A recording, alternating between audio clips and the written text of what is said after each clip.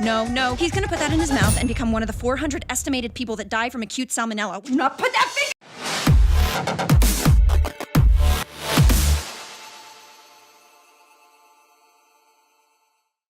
Mom's Night Out is a decent attempt at a chick flick comedy. However, what starts with good promise and a couple of good jokes ends up devolving into something that's a bit unbelievable for my taste. You know, the cliche, a bunch of moms get together, the whole night goes wrong.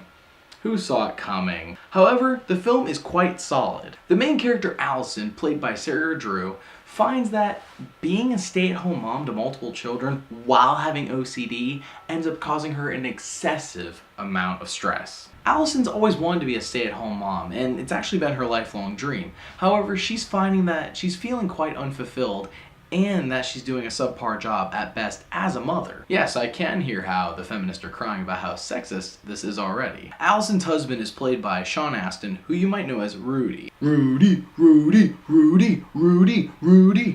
He backs her up as any good husband would, except for the fact that she's not buying it. While Allison's at her book club meeting, despite never having the time to read books, as she tells us, she is texting her friend next to her about having a night out, just them girls going to a fancy restaurant and enjoying themselves for once. Now, they're both down for this, but they also invite the pastor's wife because, she also looks stressed. They didn't really explain that plot hole. Once all three women go out in the town, well, chaos ensues. Who saw that one coming, really?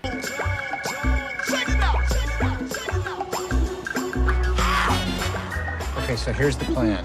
We take them inside, get their hands stamped, and they can't get out. Like Shawshank Redemption.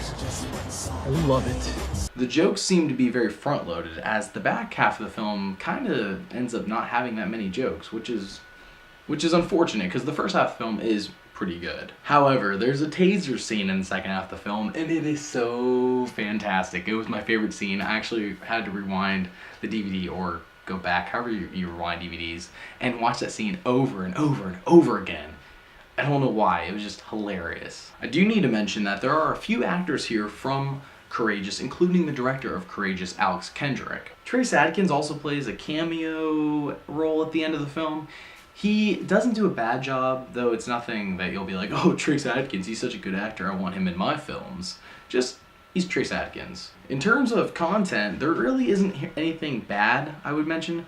Allison does seem like she has more going on than just being stressed.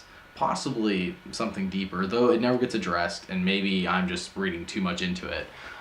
There is the song Gangnam Style in the movie, which is a good song, but it does say, hey, sexy lady, and I don't know if that you find that offensive or not. And if you do, I mean, now you know. Personally, I don't like tattoos. However, this film portrays tattoos as something that, like, devil worshippers get. I mean, not that extreme, but it is pretty bad. The film is quite solid, and the final act is actually anticlimactic, but I still recommend this film to any women, and for any guys looking to avoid watching another Nicholas Sparks book turned into a movie.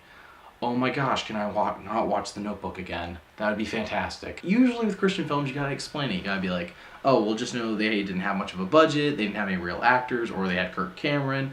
Usually you have to explain the film and its shortcomings. In this case, there really isn't anything you have to explain. The production values are on par with what I expect from a film in general, and the acting actually adds up and meets what is expected, which is great. However, the film falls into cliche territory, and I crave the day that more Christian films try something new and do something new, like this song, but that's for another review. Overall, the film gets a 7.5.